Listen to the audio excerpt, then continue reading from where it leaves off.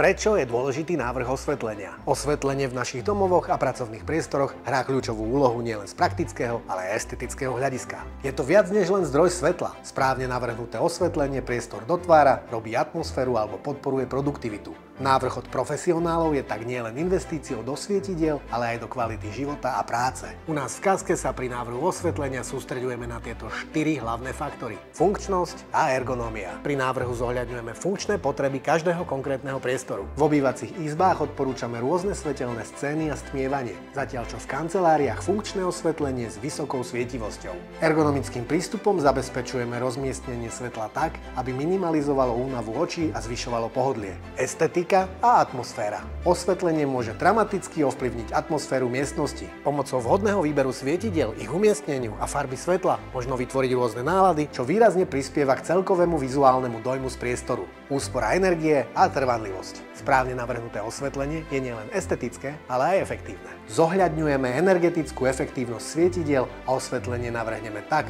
aby minimalizovalo náklady na spotrebovanú energiu. Prispôsobivosť a inovácie. Myslíme na budúcnosť, zohľadňujeme trendy, používame technologické inovácie a inteligentné osvetľovacie systémy, ktoré umožňujú ľahkú reguláciu intenzity svetla a jeho farby. V obchodných priestoroch môže takéto osvetlenie prilákať pozornosť, v domovoch poskytuje komfortný životný priestor a zvyšuje hodnotu nehnuteľností.